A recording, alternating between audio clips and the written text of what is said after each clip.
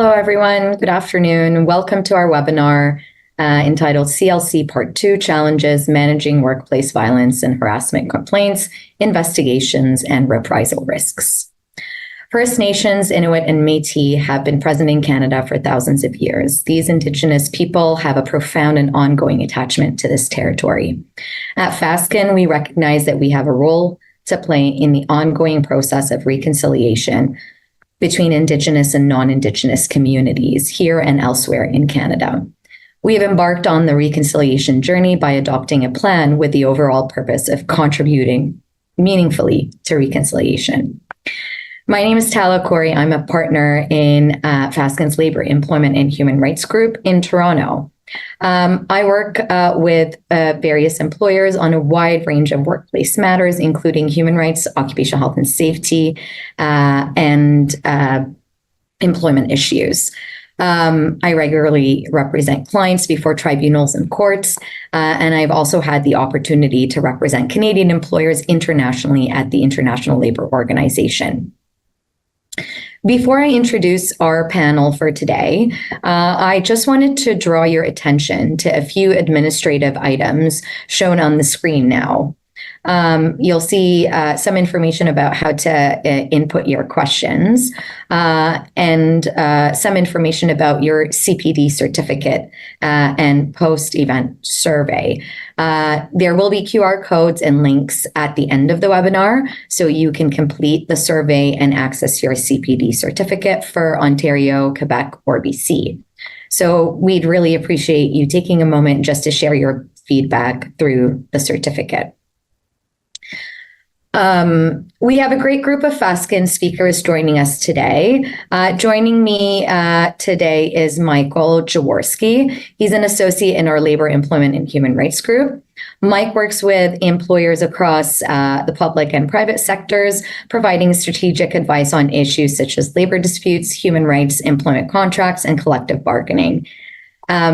He's very proactive, solutions-focused, and his approach was recently recognized as one to watch in labor and employment law by best lawyers in Canada. I'm also joined by Tiegan Scott. He's an associate in our Labor and Employment and Human Rights Group here in Toronto. Tiegan supports employers across the full employment life cycle, from drafting agreements and workplace policies to managing terminations, litigation, and labor relations matters. He delivers clear, practical guidance that helps clients navigate complex workplace issues with confidence. So without further ado, I will hand it over to Mike to start the presentation. Thank you very much, Tala. So the first portion of today's presentation will be about managing workplace violence and harassment complaints. And so the agenda for this portion of the session, first we will start by briefly touching on some of the current trends in workplace harassment and violence. We'll then move to discuss the legislative framework that applies to federally regulated employers. We'll discuss some of the key concepts and definitions as they relate to workplace harassment and violence. And then we will get into some detail about the key employer obligations flowing from the relevant legislation. So on your screen, you'll see some statistics relating to harassment at work. And these are sobering statistics and speak to why this is such an important topic that many employers are interested in. So you'll see that nearly 1 in 2 women and roughly 3 in 10 men report experiencing harassment or sexual assault at the workplace. These are obviously very significant numbers. The most commonly reported form of harassment is inappropriate sexualized behaviors, which makes up almost 50% of harassment issues, followed by discriminatory behaviors and sexual assault.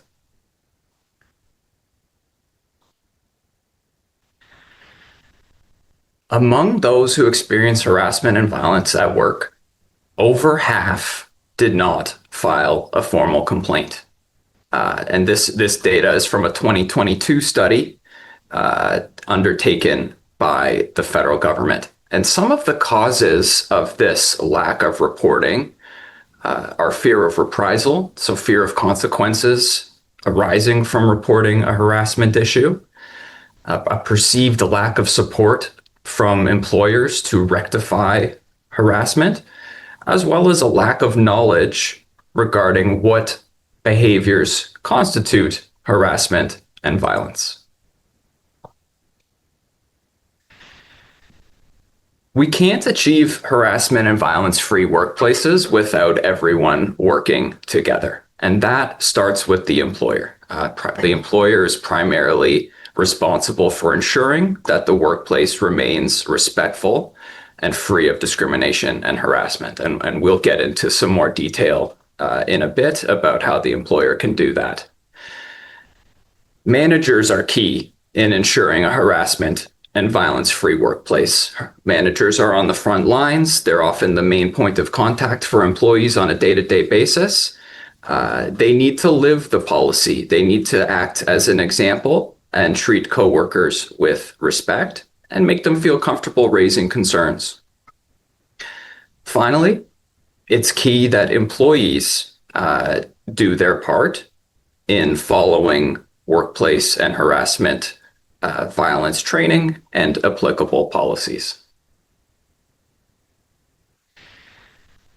Of course, today we are focused on health and safety legislation under the Canada Labour Code, but to briefly set the stage, we want to situate the code within the broader legislative framework.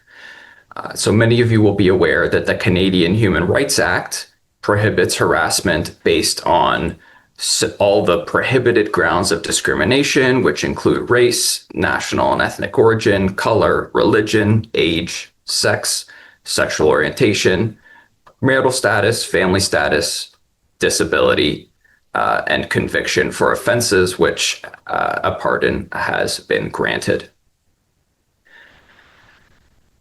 There's also a duty under the criminal code for the employer, its officers, directors, and supervisors to take reasonable steps to prevent bodily harm to any person arising from work performed in the workplace. Now, the specific duties and provisions that we are going to discuss today came into force in 2021. Now, at that point, the federal government made significant changes to the Canada Labour Code and the workplace harassment and violence prevention regulations. The legislature expanded the stated purpose of Part 2 of the code, which is occupational health and safety, from just preventing accidents and injuries to including the prevention of harassment and violence and psychological injuries and illness. The new provisions also add a definition of harassment and violence as any action, conduct, or comment, including of a sexual nature, that can reasonably be expected to cause offense, humiliation, or other physical or psychological injury or illness to an employee, including any prescribed action, comment, or conduct. The sort of overarching statutory duty for employers is that every employer must ensure that the health and safety at work of every person employed by the employer is protected. So this is the catch-all duty within which all of the more specific duties follow. We're going to move now to an overview of the applicable regulations. And there are a number of buckets which are prescribed by the Canada Labour Code, which we will get into each of which in a little bit more detail. So you'll see on your screen, one of the primary requirements is to conduct a workplace assessment. Employers also have specific training requirements that they are required to follow.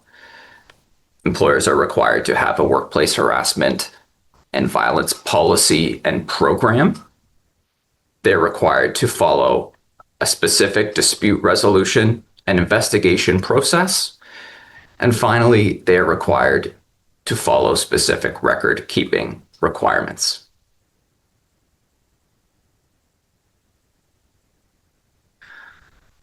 So on your screen here is the definition of harassment and violence, which we touched on a moment ago.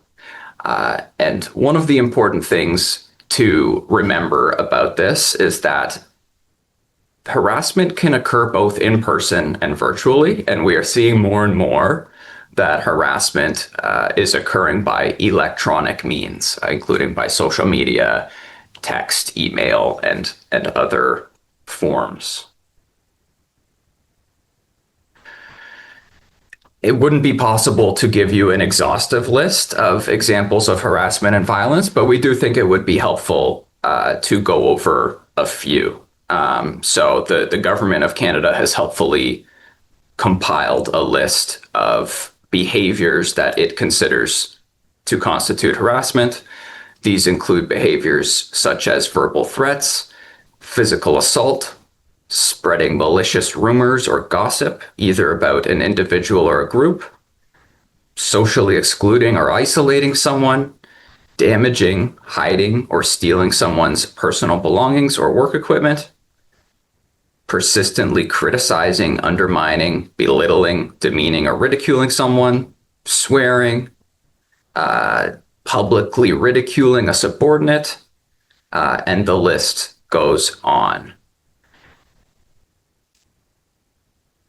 It's also important to recognize what behaviors do not constitute harassment.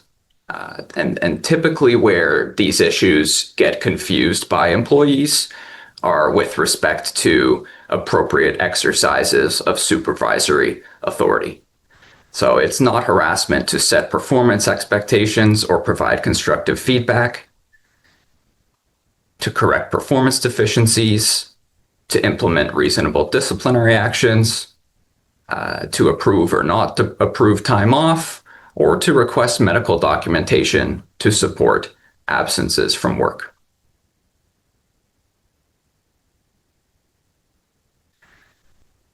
Employers have to take prescribed measures to prevent and protect against harassment in the workplace, respond to occurrences of harassment in the workplace, and offer support to employees affected by harassment in the workplace. And within that duty, employers have to ensure that their employees, including supervisors and managers, receive training in the prevention of harassment in the workplace and ensure that their employees, including supervisors and managers, are informed of their rights and obligations under Part 2 of the Code in relation to harassment. Employers have to undergo training in the prevention of harassment in the workplace. In the case of a complaint relating to an occurrence of harassment, employees can make the complaint to their supervisor or to the person designated in the employer's workplace harassment and violence prevention policy. The complaint could be made verbally or in writing. Employers have to ensure that the person designated by the employer to receive complaints relating to occurrences of harassment has knowledge, training, and experience in issues relating to harassment and has knowledge of the relevant legislation. The employee and the supervisor or designated person must work together to resolve the complaint as soon as possible.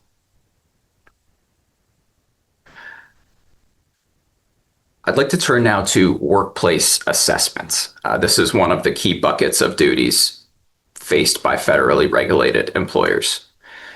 So employers and their applicable partner, which I'll discuss in a moment, must jointly conduct a workplace assessment to identify risk factors, both internal and external to the workplace, that may contribute to harassment and violence.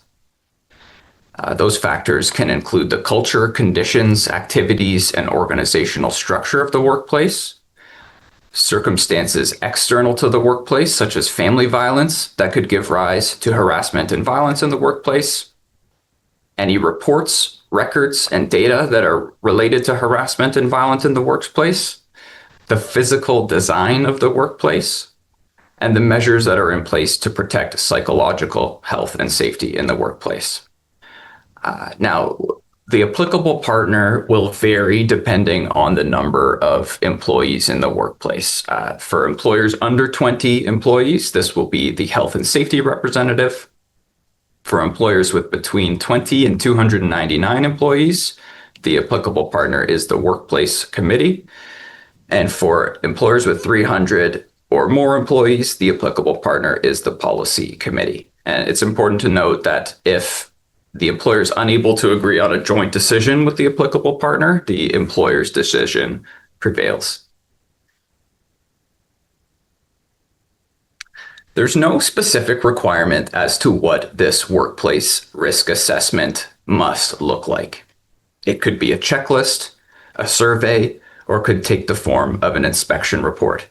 But it does need to identify the risk for either violence or harassment in the workplace.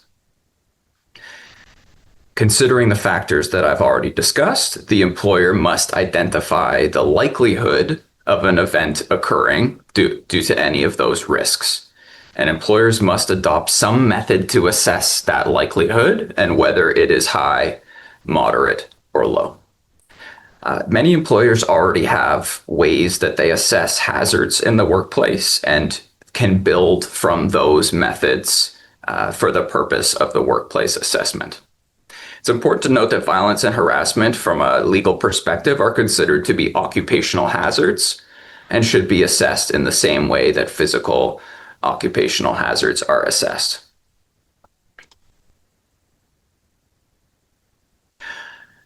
Once a workplace assessment is in place, employers and their applicable partner are required to jointly monitor the accuracy of the workplace assessment and, if necessary, update it to reflect any changes to risk factors or preventive measures. Employers and their applicable partner must also jointly review the workplace assessment every 3 years and, if necessary, update it.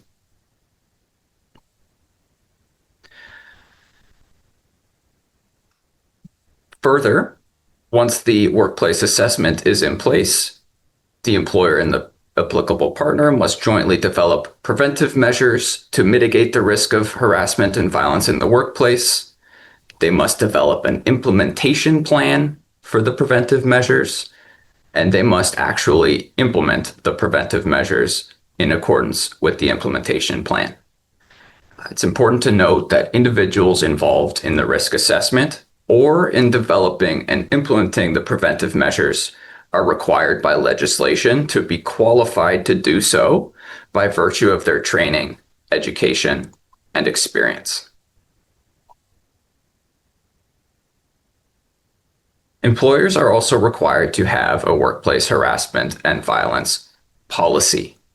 That policy is required to contain a number of components, which we won't go over every single one today, but we'll review some of the key ones. So it must contain a mission statement. It must also describe the various harassment and violence prevention roles for the employer, the employees, the policy committee, and the health and safety representative, and the designated recipient, who, as we'll discuss later, is the person or work unit who must be notified in the event of an occurrence. The policy should summarize the training that will be provided.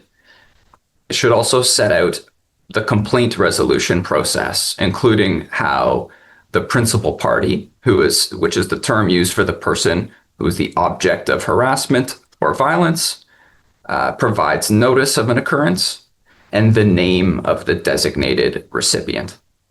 The policy must include emergency procedures in the event of an occurrence or a threat of an occurrence that poses an immediate danger to an employee's health and safety.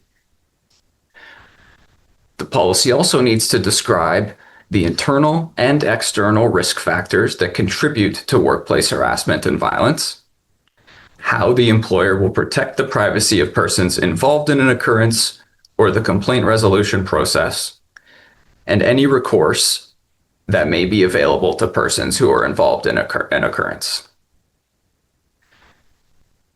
The name of the person who is designated to receive a complaint made under the internal complaint resolution process should also be included.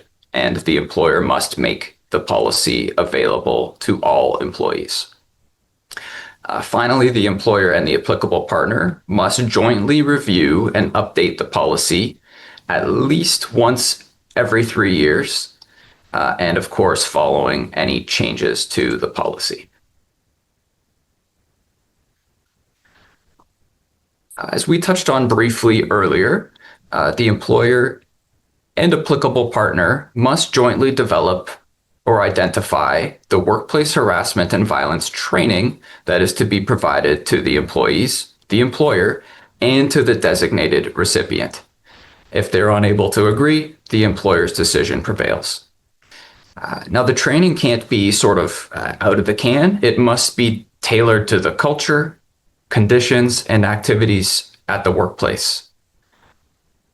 All employees, including management and the designated recipient, must be trained every 3 years.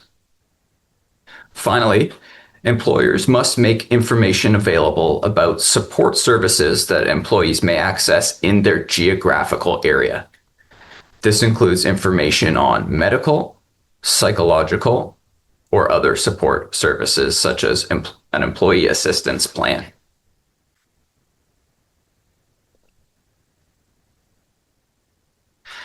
Employers and the policy committee must also jointly develop emergency procedures to be implemented in the case of an occurrence or the threat of an occurrence, and those emergency procedures must be made available to all employees.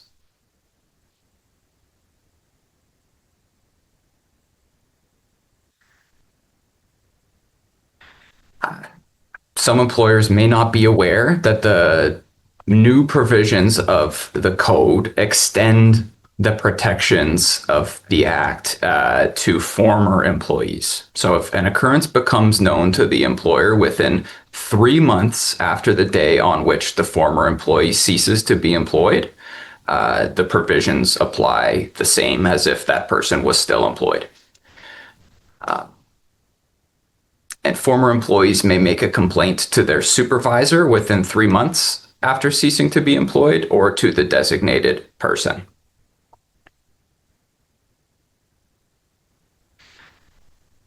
We're now going to get into some detail about the complaint resolution process, which is triggered when an individual or files or submits a notice of occurrence. And I will get into each of these sections in some more detail. So the first step of the process is a notice of occurrence. Now, this can be provided either by the principal party or the person who's the object of harassment and violence, or could also be provided by a witness. This can be provided to the employer or to the designated recipient. The regulations allow employers to select either a person or a work unit to act as designated recipient. The person or work unit does not need to be a specific employee in the workplace. It could even be a third-party organization that has been hired to fulfill the role of designated recipient. It could also be a work unit, such as the Human Resources Department. Employers should consider the following when choosing the designated recipient. First, the person or work unit should have no conflicts of interest. Second, the person must have the knowledge, training, and experience in issues relating to harassment and have knowledge of the relevant legislation. And finally, the person or work unit should be able to protect the confidentiality and privacy of the matter. A notice of occurrence can be provided by a principal party or a witness, either in writing or orally. And if provided orally, the employer or designated recipient must complete a notice of occurrence form on their behalf to document the incident. A notice template is available on the ESDC's website. If the principal party or the responding party is the employer, the notice must be provided to the designated recipient. And a witness may provide a notice anonymously, but a principal party may not.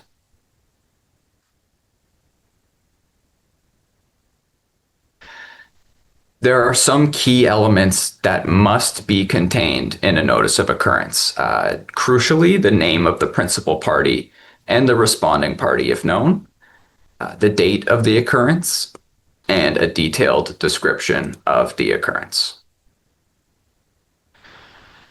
Upon receiving a notice of occurrence, the employer or designated recipient must conduct an initial review. The purpose of that initial review is for the employer or designated recipient to determine if the notice of occurrence contains the required information. If it does not, the employer or designated recipient should give the principal party or witness an opportunity to provide the missing information.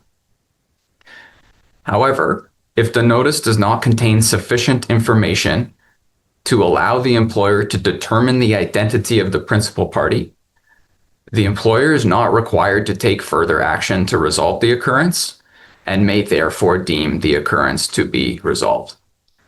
This would typically arise where you have an anonymous report that does not name the principal party.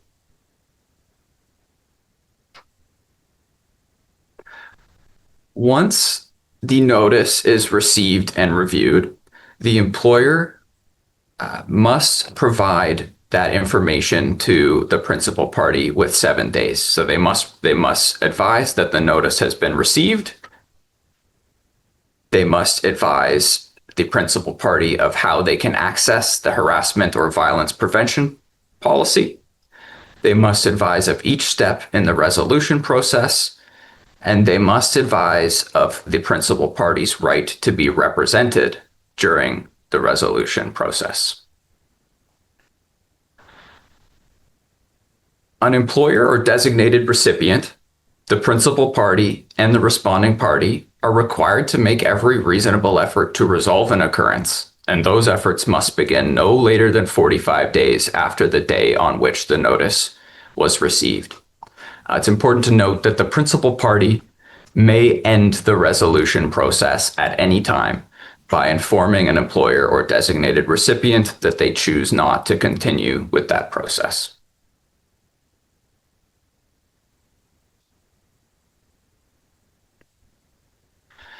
There is also a conciliation process available under the relevant provisions. Both the principal party and the responding party have to jointly agree to participate in conciliation and also have to jointly agree on who will act as conciliator.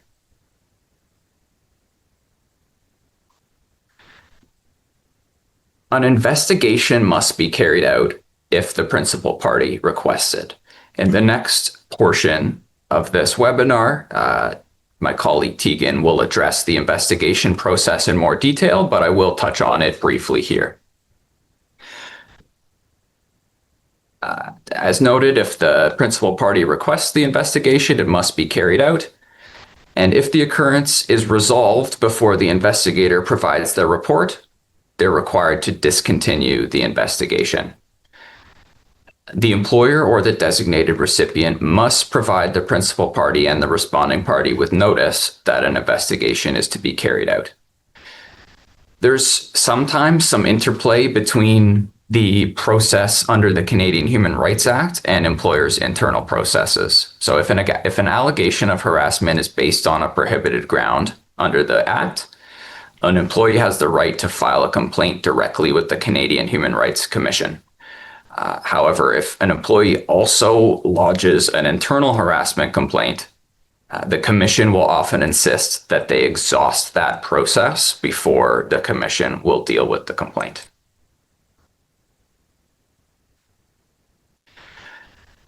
An investigator's report regarding an occurrence must set out the following information. First, a general description of the occurrence, so what happened. Second, their conclusions, including those related to the circumstances in the workplace that contributed to the occurrence. And third, their recommendations to eliminate or minimize the risk of a similar occurrence. Employers and the workplace committee or the health and safety rep must jointly determine which of the investigator's recommendations are to be implemented. and then employers must implement all of those selected recommendations. While this process is ongoing, employers are required to provide monthly updates to the principal party and the responding party regarding the status of the resolution process.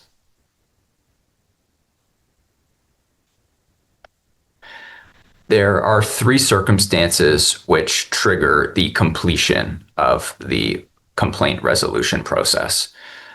So first, if a workplace assessment is required and an update of the assessment is carried out, that will end the process. And this arises in the specific circumstance where a complainant decides to terminate the investigation process. In that case, the employer is required to redo its workplace assessment, and that ends the process. The second circumstance is if the occurrence is resolved, and the third circumstance is if the employer implements the investigator's recommendations. All of that must be completed within 1 year after the day on which the notice of occurrence is provided.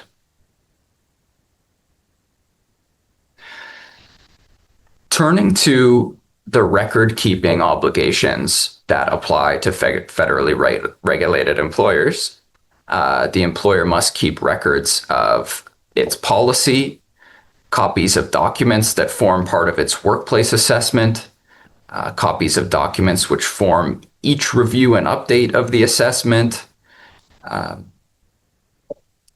records of notices provided and each actions taken in response to the notice, copies of reports provided by the investigator, copies of annual reports, and there are several others.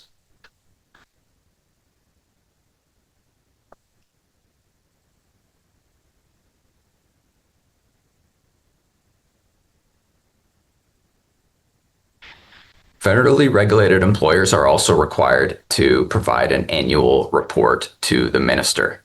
And this must contain specified information about workplace harassment and violence, including the number and location of occurrences. It must document the number of occurrences that fell under each prohibited ground of discrimination set out in the Canadian Human Rights Act, the locations where the occurrences took place, the types of professional relationships that existed between the principal and responding parties, how the resolution process was completed for each occurrence and the number of occurrences involved, the average time in months that it took to complete the resolution process.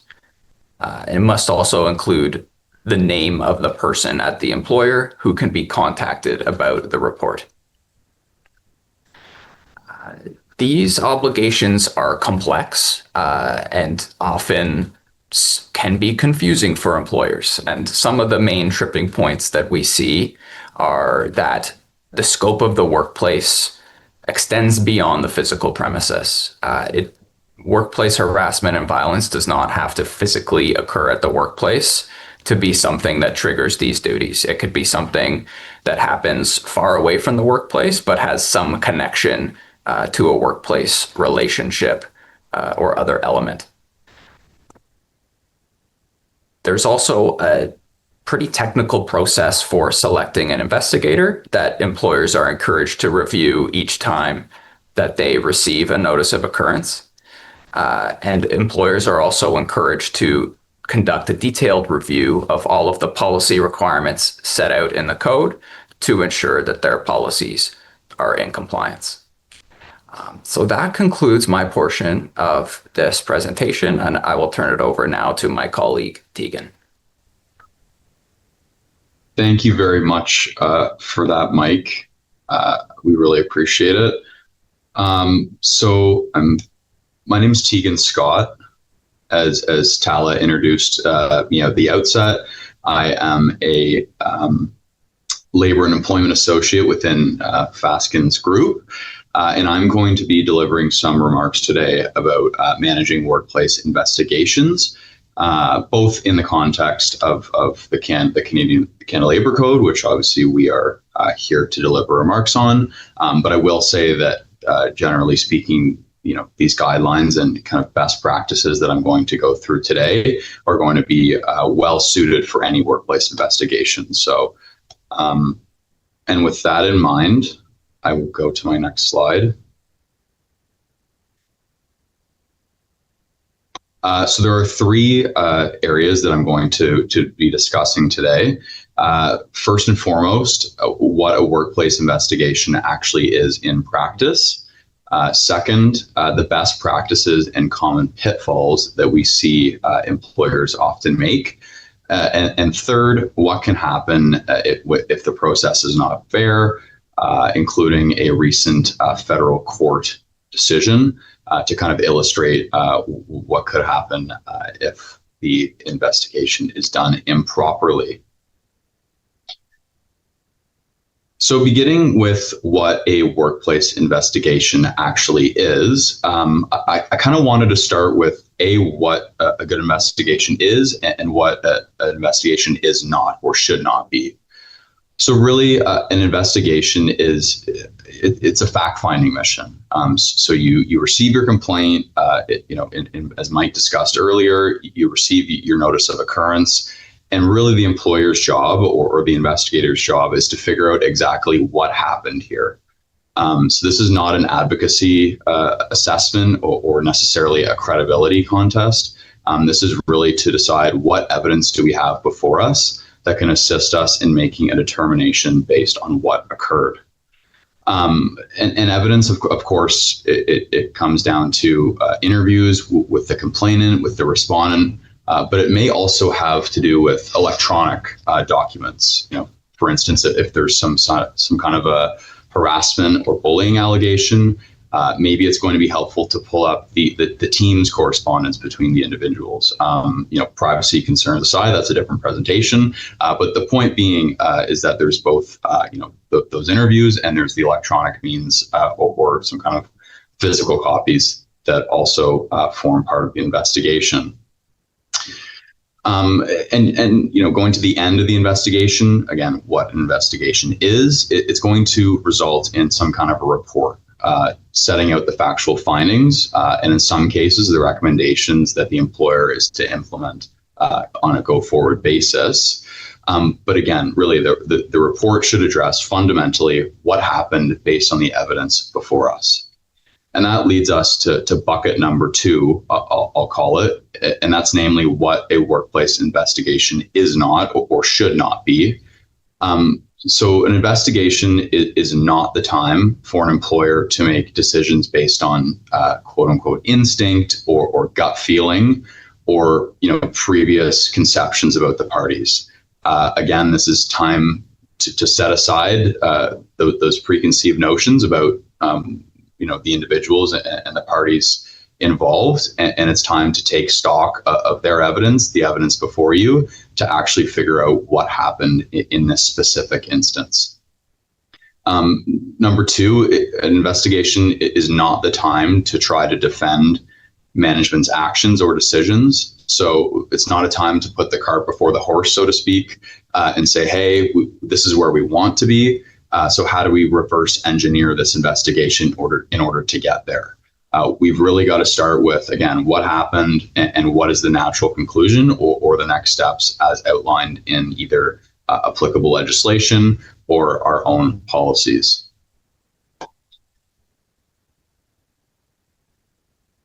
Why are investigations important? First reason is that we don't want to get in trouble with the legislature. We don't want to be penalized. That's the most obvious reason. The second is a little more nuanced and maybe a little more hard to appreciate if you're not thinking about it carefully. But it's really about building trust within your employee base.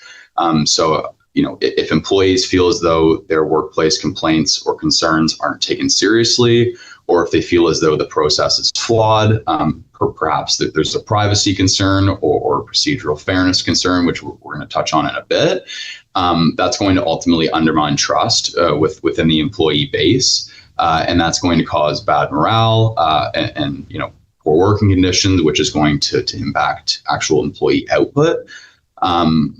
And the reality is too, like employees will talk, and if one person has a bad sense of things, there's obviously confidential things that occur, but the reality is that sometimes those aren't respected, and so the morale can kind of decrease based on a perception of an investigation. So, done poorly, it can impact morale in a negative way.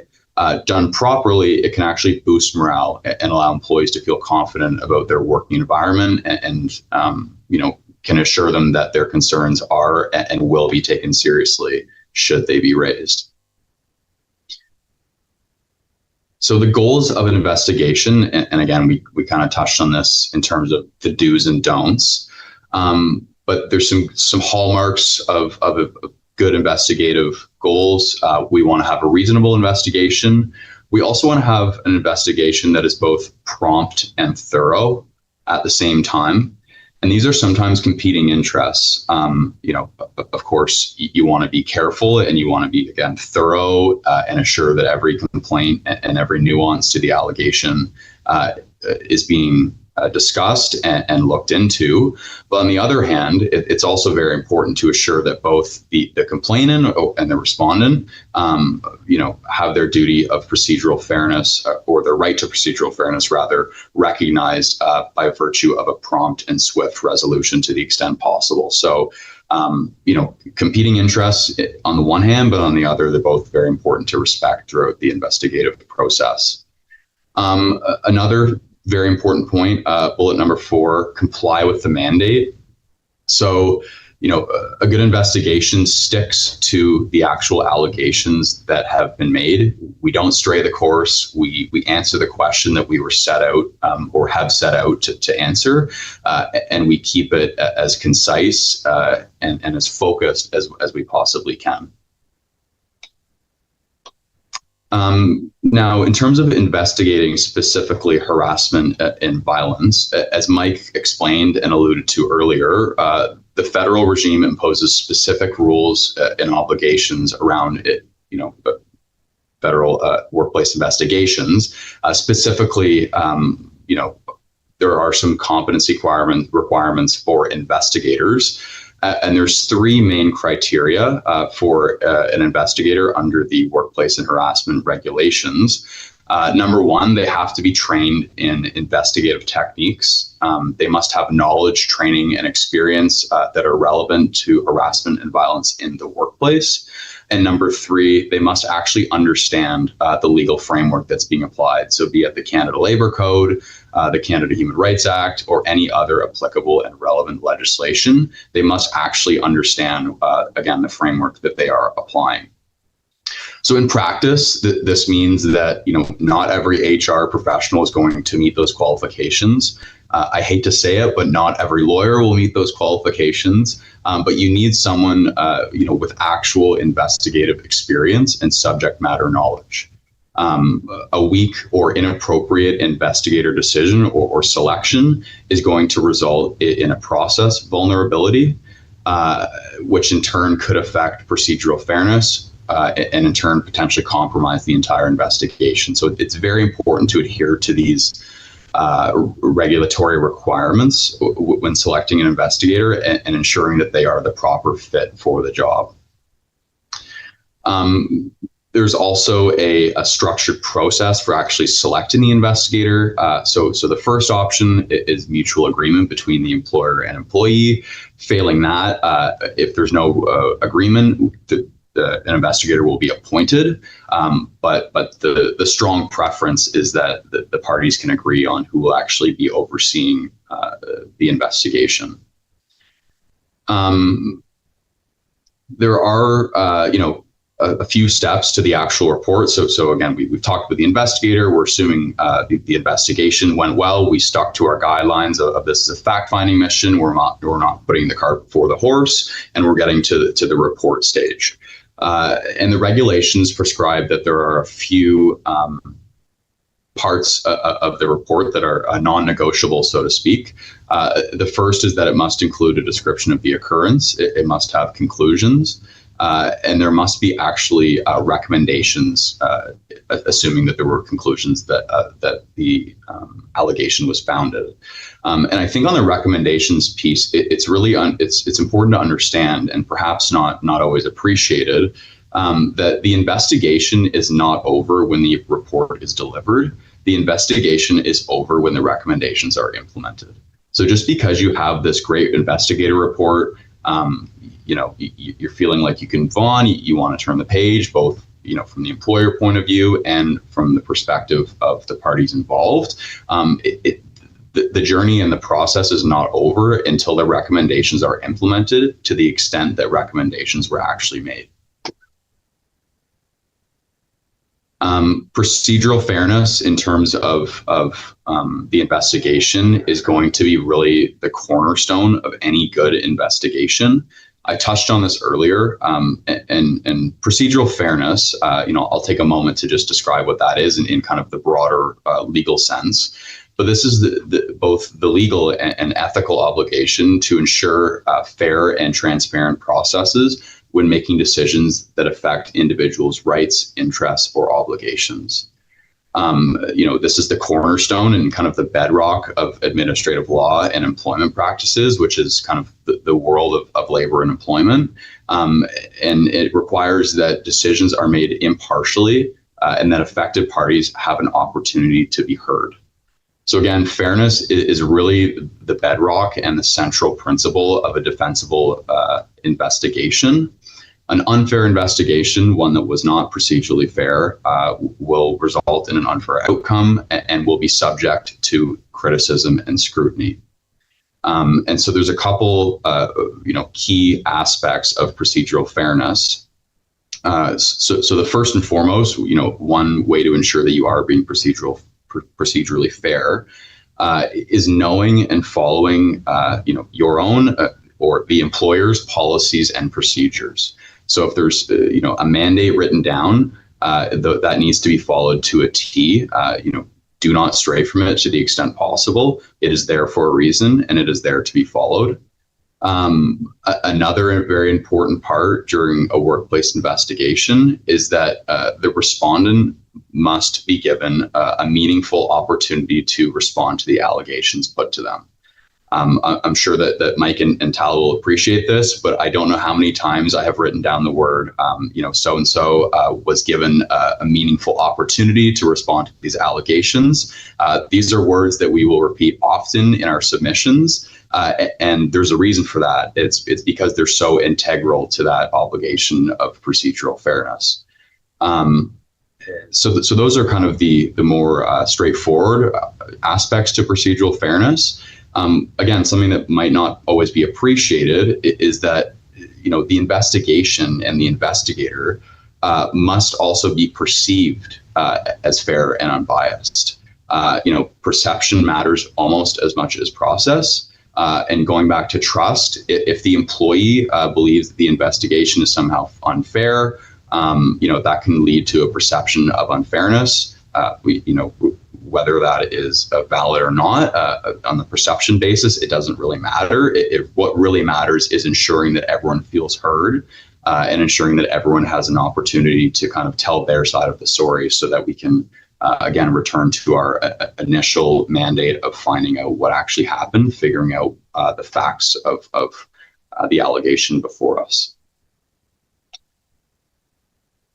So some common pitfalls that employers will run into when conducting workplace investigations. We touched on this before, but as much as you can, do not make decisions based on instinct or your gut. Gather the facts and make a decision based on them. We also want to, of course, ensure transparency and honesty with the employees under investigation, which again preserves the trust that we just spoke about. And we're also giving everyone a meaningful opportunity to respond to the allegations against them. A very common issue is failing to provide adequate particulars. We want to ensure we're doing that. And again, ensuring everyone has the chance to be heard. Bring it to kind of the real world, some consequences of an unfair investigation. This is really where failed processes can become expensive. So a court or tribunal might find that investigation was inadequate, even if the employer believes that the ultimate conclusion was correct. And that can mean that sanctions are set aside. It can mean that damages are ordered to be paid by the employer. It can also result in an investigation having to be repeated or done over again. Of course, that all results in additional time, money, and a disruption in business to the employer, which are all things, of course, we want to avoid in order to ensure smooth operations and ensure that we're cultivating that culture of trust and good morale amongst the employee base to the extent we can. So really kind of the emphasis here is that a failure in procedural fairness can result in real losses to the company and to the employer. It's not just in the abstract. And to kind of drive that point home, I do have a case study. This was a decision from 2024 called Marin-Tett. And so in Marin-Tett, there was a CBSA employee, Canada Border Services Agency employee, who filed a notice of occurrence alleging workplace harassment. An investigator was appointed, and the investigator interviewed the applicant, 4 responding parties, and 1 witness. And in or around January of 2023, the CBSA gave the applicant the final report, adopted it, and closed the file, right? Again, this happens as well sometimes where the employer really just wants to move on. They believe they've done everything right. They've had their investigation done, and they just adopt it and moved on. And in the investigation, the investigator found that none of the alleged occurrences amounted to workplace harassment or violence, and no preventative measures were recommended. And the applicant, the employee, the complainant, the applicant made an application to the federal court, who then took a look at the actual circumstances of the investigation. And the federal court granted the application for judicial review, i.e. said that the investigation was flawed in some way, or the employer's actions were flawed. The federal court also set aside the CBSA's adoption of the previous report, required a new investigation to take place and to be conducted by a different investigator, and required the CBSA to pay the applicant's court costs. And looking to the reasons why, the main reason why the court ordered this was that the CBSA had a written policy on what was to be done during an investigation. And one of these things was that the applicant or complainant rather was to be given some kind of a summary of the statements made by other witnesses. And in this case, that actual policy was not followed. And so the court said, that is very flawed. The duty of procedural fairness was not respected. During these investigations, a high level of procedural fairness is required. And the court also held that the applicant should have had the opportunity to respond to the investigator's preliminary findings. And the court also specifically refused to speculate as to what the results of the investigation would have or could have been had the investigation been done properly. And so I just want to hone in on this quickly because it's important that employers understand, sometimes they will say or could make the argument that, well, yes, there was a gap in fairness, but ultimately it was harmless and the result is right. In Marin-Tett, the court ruled that it doesn't matter whether or not the gap was quote unquote harmless. All that matters is that a gap existed, and that was sufficient to undermine procedural fairness such that a new investigation was ordered. And so again, the court emphasized that the CBSA did not follow its own workplace and harassment violence checklist. So going back to what we spoke about before, it's very important that, to the extent you do have these policies in place, that they are followed to a T Again, they're there for a reason. They're there to be followed. Somebody has put a lot of time and energy into drafting them. Please rely on them, and you will be far better off than if you do not. And so again, the order, CPSA, they were ordered to reinvestigate and give the applicant the chance to review and make submissions on the evidence. So that was kind of the result of that case. And so just in closing, before I hand it over to Tala, again, workplace investigations are all about fact-finding, making logical conclusions based on the evidence before you, the employer, as well as ensuring that all internal and legislative external requirements are followed throughout, and that will result in a good workplace investigation. With that, I will hand it over to Tala. All right, thank you, Tiegan. My presentation today will focus on reprisals. And specifically, I'm going to be talking about or providing an overview of the applicable Canada Labour Code provisions, commenting on the legal test and the remedies that are available to be awarded if a reprisal complaint is founded. I'll also give you some tips about what to keep in mind when you're thinking about preparing a response, what matters and what doesn't matter for the board. And then finally, I'll review two cases, two recent cases from 2025, one from the Federal Court of Appeal and another from the Federal Public Service Labor Board.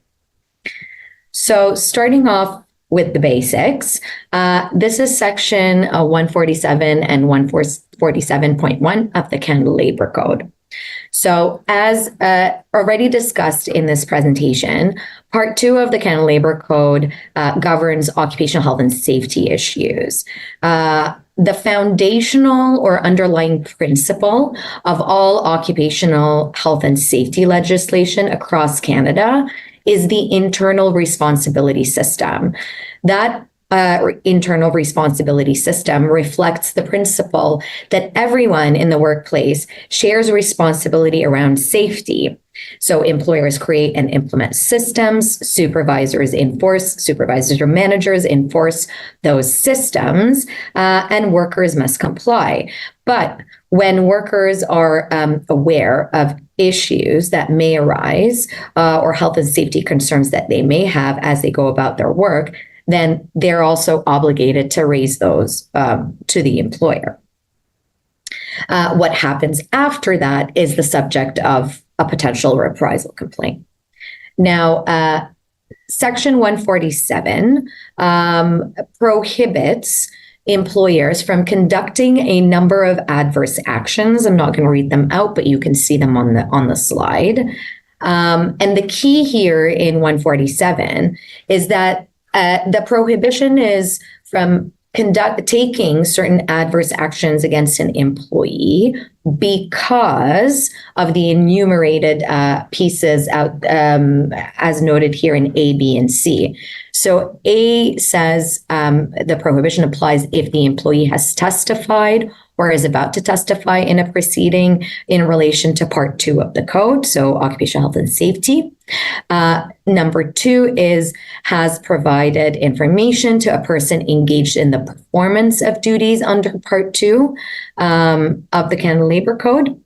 And then the last one has acted in accordance with Part 2 or has sought the enforcement of any of the provisions of Part 2. So again, the prohibition here is about the adverse action being taken because of any of those three circumstances. So there's a causal link. The circumstance that we see arise most commonly is that in subsection C. So the one that says the employee has acted in accordance with Part 2 or has sought the enforcement of any of the provisions of Part 2. And under that subsection, there are really two types of reprisal complaints. One that is based on engaging in a work refusal process under sections 128 and 129 of the code. And then the other is in relation to any other process under Part 2 or acting in accordance with any other process in Part 2. So really think of those as two separate types of reprisals because the rules applying to each one are different. Section 147.1 only applies to the work refusal reprisals. It is a saving provision which permits the imposition of disciplinary action in specific circumstances when an employer can demonstrate that an employee has willfully abused their rights under the work refusal process. And it only applies if the employer can demonstrate that all investigations and appeals have been exhausted. So as many of you know, there is a robust process under the Canada Labour Code in relation to work refusals. So the idea is that all of that would have been exhausted. The work refusal is not substantiated, and then the discipline would arise. The other important section in the Canada Labour Code in relation to reprisals is Section 133.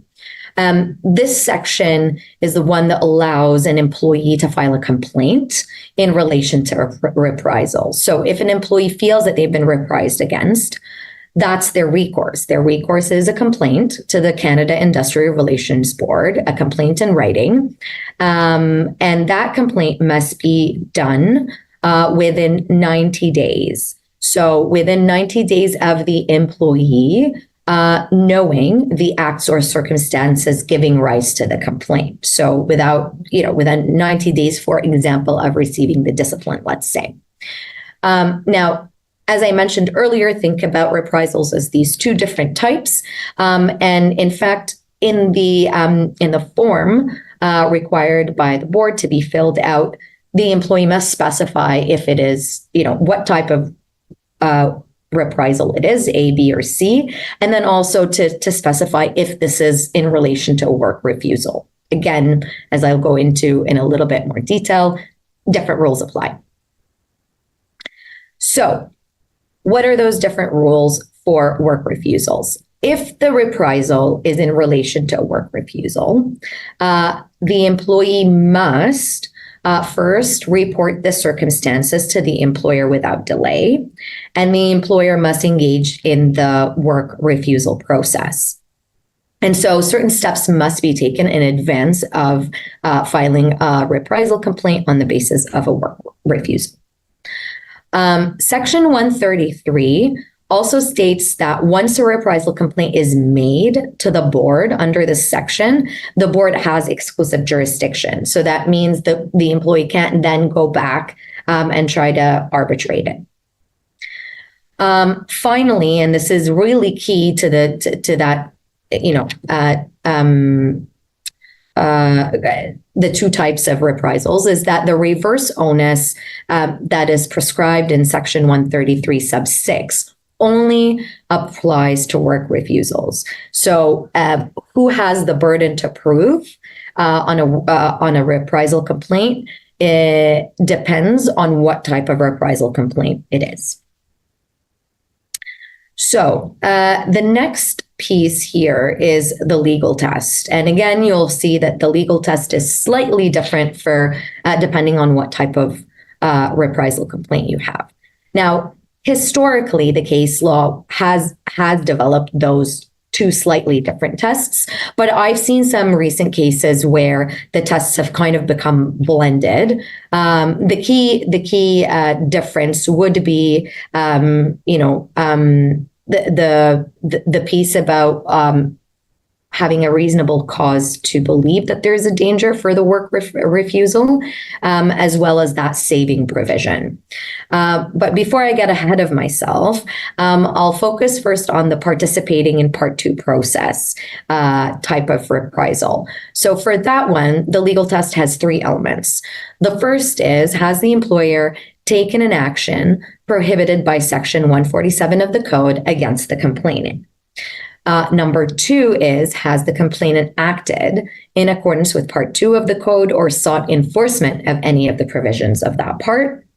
And then number three, and this is key, this is where most of the litigation happens in a reprisal complaint, or most of the disagreement, I should say, is there a direct link between the action taken against the complainant and the complainant acting in accordance with Part 2 or seeking the enforcement of that part. So again, we need to see that there's a direct link, there's a causal link. One thing happens because of the other, right? Now, in this version of the test, so the test relating to a Part 2 process, the burden of proof rests on the applicant. So that's the employee.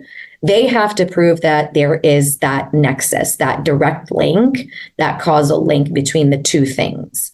So they have to prove that the action was taken because of the Part 2 process. This is different when it comes to work refusals. So the work refusal test, the first element of the work refusal test is whether the employee had a reasonable cause to believe a danger existed.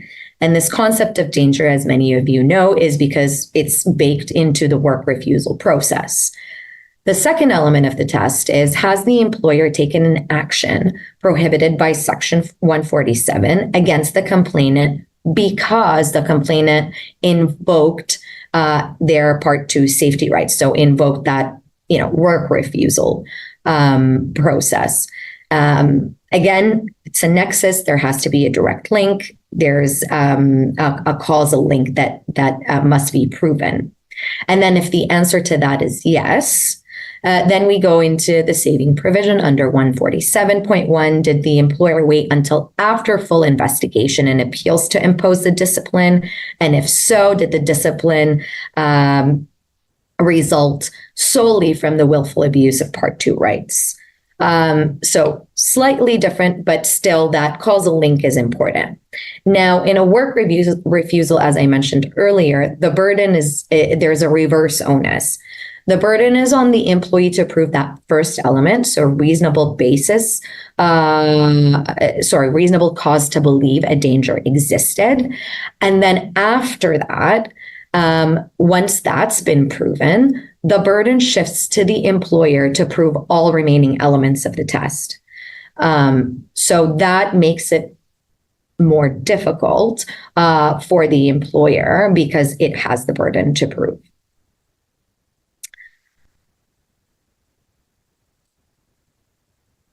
Now, how do these tests operate in practice?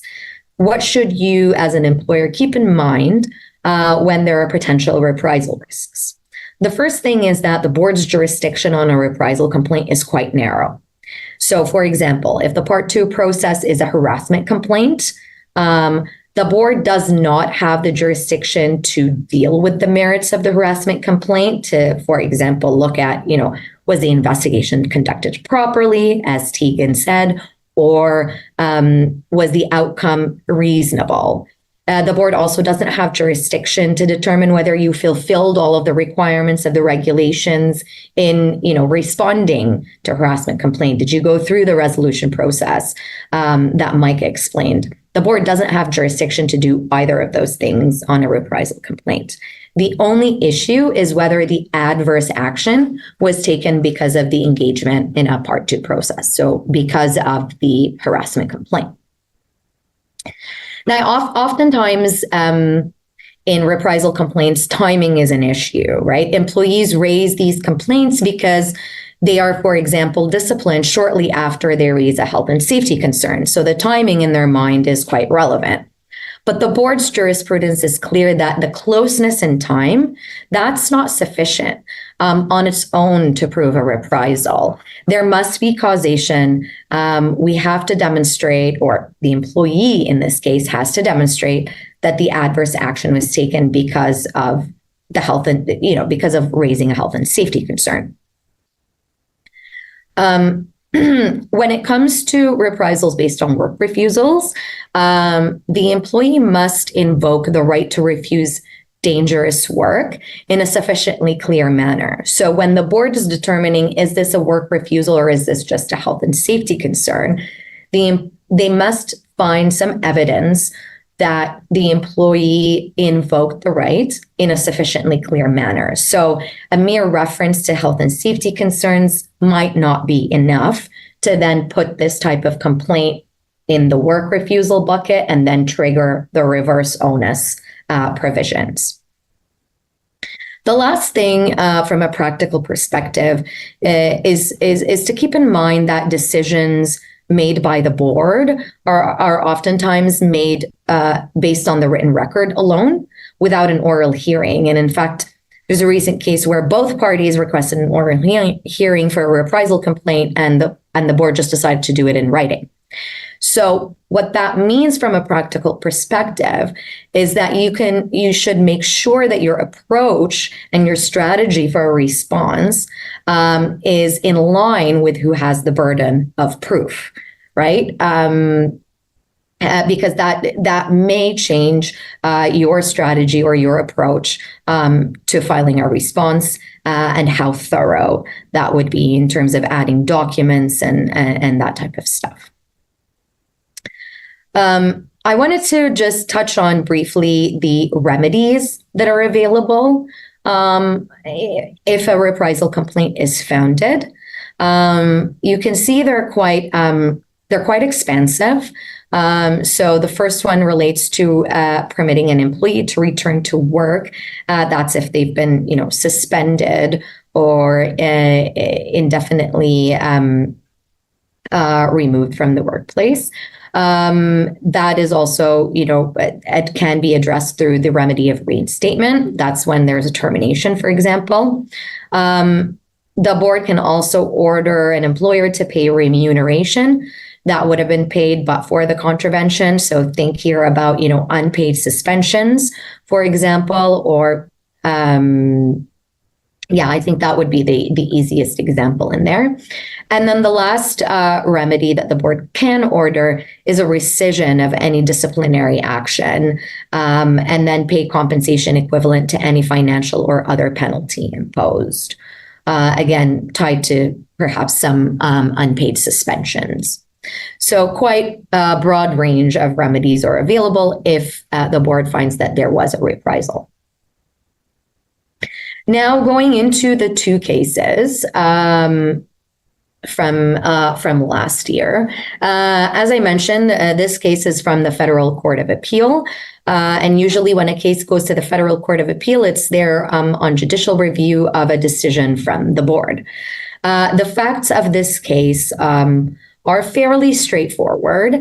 The employee was a first aid attendant at the workplace. So by virtue of being a first aid attendant, he was required by the regulations to the Canada Labor Code to work closely to the first aid station or room so that he can respond promptly and render first aid if necessary. The employer asked the employee to move pallets using a forklift into an area that was a little bit further from what his normal work area was. The employee raised a safety concern, saying that if he did so, that he would be too far away from the first aid room or the first aid station, and that would impair his ability to promptly render first aid should it be required. He raised that health and safety concern in verbally and not in writing. And then he refused to basically do that, do the assigned work. The employee was then asked by the employer to fill in a refusal to work registration form. He refused to fill it out. The employee was then asked to attend a meeting so that they can get some more information about the work refusal, but he did not respond and did not attend. And so the employer imposed discipline, a 3-day suspension, and a 1-year restriction that's in relation to, the specific ins and outs of their business being in the maritime field. So the board decided that Section 128 of the Canada Labor Code, the one in relation to work refusals, contains the entire process for a work refusal, how to investigate, how to raise them, how to investigate them, and who has what role essentially during that process. And so the board found that after reporting the safety incident verbally, Section 128, as it is written, does not require the employee to fill out any form or to attend any meeting. All they have to do is just raise the concern, and then, the process follows. So the board found that the employee did meet their burden to prove that there was a safety concern with the work being assigned in terms of them being away from the first aid station or the first aid room. And then the burden fell on the employer to demonstrate that there's no connection between the two, no causal link between the two. The board found that the employer had not discharged their burden to prove that there was no nexus because the discipline was taken before the end of the work reprisal process. In other words, during the work reprisal process, and was based on requirements that were really not part of the Canada Labor Code. And so the board rescinded the 3-day suspension, ordered compensation for lost wages and benefits arising from the suspension, and also reserved jurisdiction to consider any claim for compensation for that extended restriction that I mentioned earlier. The employer judicially reviewed that decision, and the Federal Court of Appeal found that the decision was reasonable. So the decision of the board stands. So what does this decision tell us? What are our key takeaways? We can see that there is a strong protection for work refusals under Part 2 of the Canada Labor Code. And a corollary to that is that there is no requirement for employees to follow internal work refusal procedures that exceed those in the Canada Labor Code, right? So the obligation is only to follow the process under the Canada Labor Code, and any deviation from that or employees refusing to engage in those internal procedures would not be unrelated to the work refusal itself. And then, as I mentioned earlier, the reprisal really turns on the causal link. And here it was, there was a causal link because it was imposed due to the employees, because of the employee's refusal to provide those additional documentation and meet and attend the meeting. And finally, the abuse of rights defense, that's the Section 147.1 defense, is only available once the full process had been completed. The employer had argued they couldn't complete the process because they didn't have all of the information, but the board was not persuaded, and neither was the Federal Court of Appeal. The next case relates to an incident in the corrections space. So the complainant was a correctional officer at a correctional facility, and she was also trained to respond to different emergency situations. She was part of this emergency response team, and that team was the one that would respond to situations like riots, cell extractions, or high risk, what they call escorts, so movements of inmates between correctional facilities. And in that case, the employee had raised an occupational health and safety concern about a specific inmate transfer involving the emergency response team. That concern was not well received by other members of the emergency response team, specifically the deputy leader, and that created some, tension between the team. And some interactions between the two of them, the complainant and the deputy leader. And so in response to that, the complainant made a harassment complaint against the deputy leader. And then about a year later, the complainant was removed from the emergency response team. And the way that this happened is that there was so much tension on the team that the team felt that they could no longer have enough trust in the complainant to be on the team. As you can imagine, doing these types of for example, inmate movements requires the members of the team to completely trust one another. And they argued that they couldn't trust her anymore. And so they initiated a non-confidence vote of her being on the team. And that vote was the majority had decided that she would be removed from the team. But the removal could not be done just through the vote. That vote had to go to the warden, who is an employer representative, and it was the warden who made the final decision to remove the complainant off the team. So the issue was whether the complainant's removal from the response team was in response to making that harassment complaint in February of 2021, so about a year earlier. And the board found that the employer had contravened Section 147 of the code when it removed her, and there was a reprisal because of the harassment complaint. And key to those findings were the followings.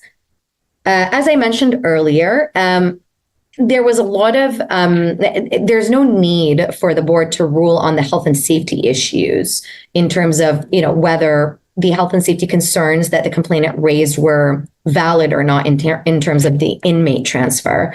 The board also didn't have to rule on whether the harassment complaint process was properly followed or unduly delayed. As you may have noticed, there was about a year gap in there.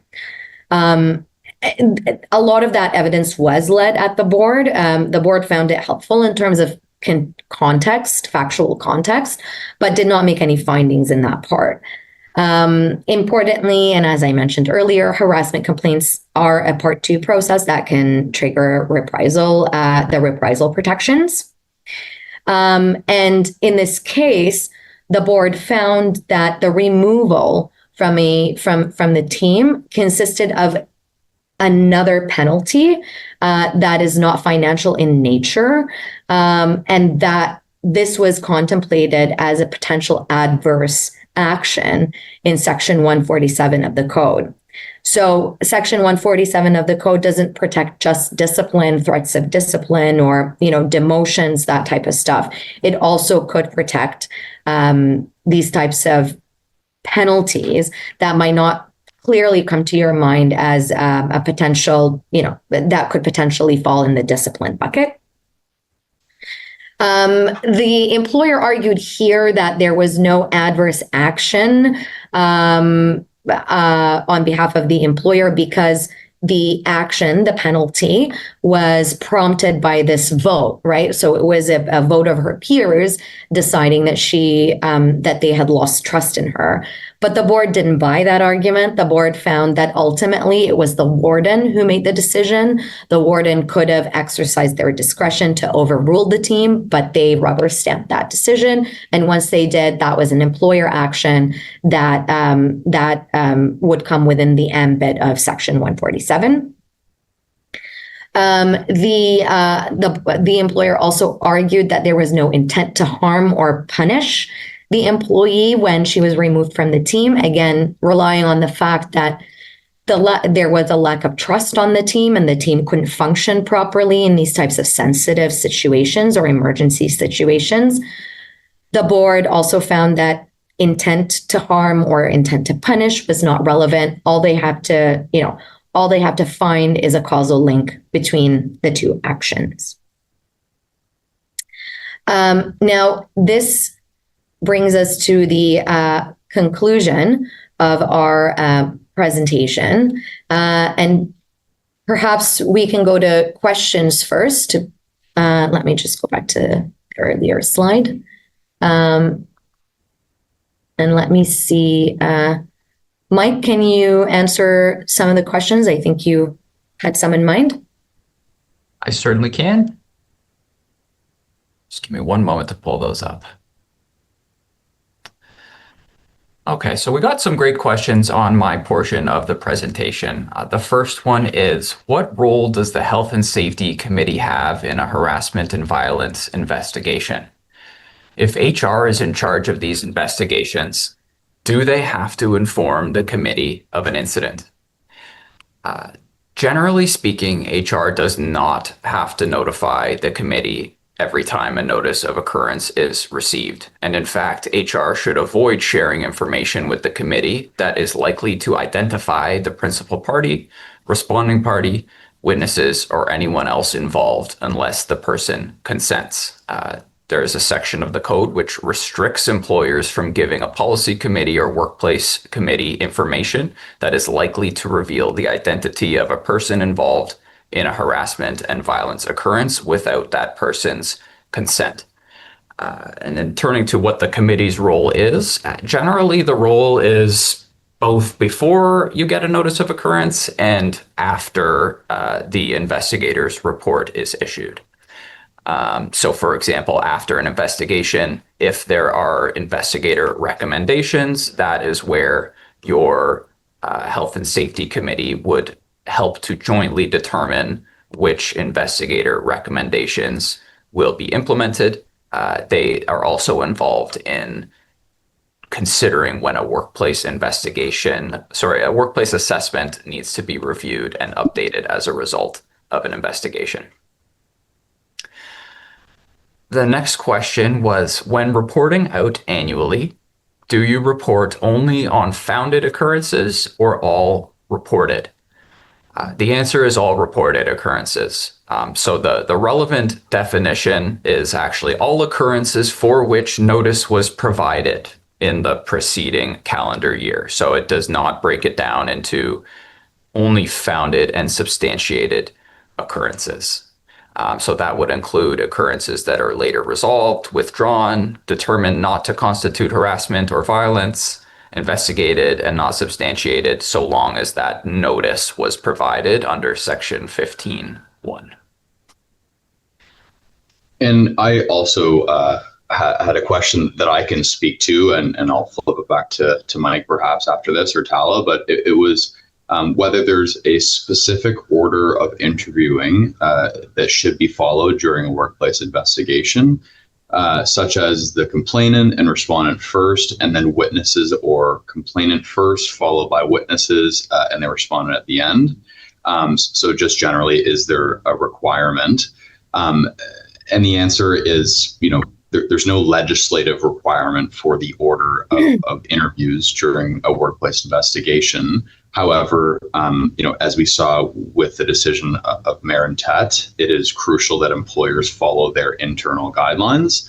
So to the extent that there is a policy that contemplates, hey, we go, complainant first, and then witnesses, and then respondent, that's going to be kind of your guideline and what you need to adhere to in terms of following the order. But failing that, there is no formal requirement.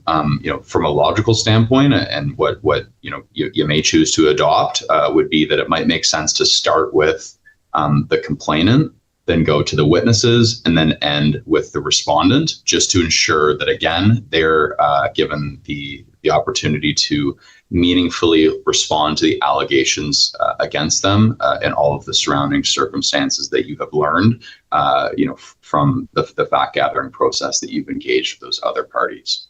So I'll flip back to Mike because I think there's some other ones. Thanks, Tiegan. And I would just tack on to Tiegan's answer that in many cases, it is actually prudent to go back to the principal party after you have spoken to the responding party if they raise new information that was not initially discussed with the principal party. So that's there are cases which found that investigations were not procedurally fair or properly done, where employers or investigators have failed to take that step. So the next question that we got is, if a principal party submits a notice of occurrence within 3 months of their termination date, should the matter still be treated under the former employee workplace violence and harassment process, or should it be treated as an external party complaint? The answer is that it should be handled as an employee complaint and not an external party complaint. The relevant provisions of the code direct that this is to be handled under the current employee process. The last question is, could you provide a few real-world examples of successful early or negotiated resolutions? It sounds like an attractive option in theory, but in practice it can be difficult to achieve. I agree. What conditions or approaches have you seen lead to success? Generally, earlier negotiated resolution is only going to work on issues of low to moderate severity, where the parties are not entrenched in their positions and where the principal party wants a practical fix rather than a full investigation. So some cases where we have seen this work is a miscommunication or tone issue. So for example, a manager's comments are perceived as being belittling. Resolution may involve an acknowledgement, coaching for the manager, and agreed communication norms going forward. Another example where this can work is interpersonal conflict, where two employees have repeated tense interactions, and the employer can get to a resolution by separating reporting lines, setting rules for meetings, or facilitating discussion.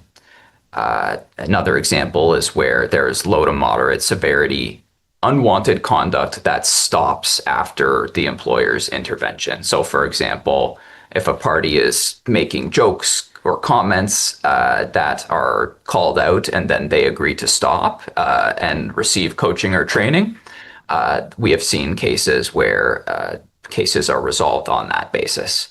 And then another example would be sort of process concerns, where the complaint is really about workload, scheduling, or unclear expectations. We've seen these cases resolved by clarifying duties, adjusting workflow, and implementing check-ins.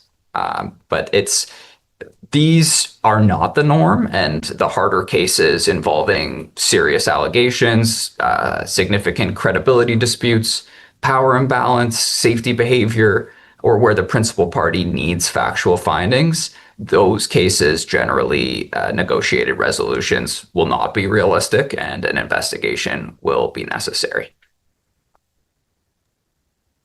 Thank you, Mike. One other thing that I would add about, real world examples, I think I've seen one where if an employer has different locations and that an employee can do the same job at different locations, and perhaps they have an interpersonal conflict at one location, they put their hand up and say, if I move to the other location, I'll be totally fine. And their manager or whoever is agreeable to that move as well, and the other manager is agreeable to receive that person, that could be a successful negotiated resolution without involving the responding party at all. I don't know that I think I've talked about this in theory. I don't know if it's been done before, but that's one thing that may be of assistance. So it is 3:33 right now, so we've come to the end of our time today. Thank you to Mike and Tiegan, and to all of you for listening to us today.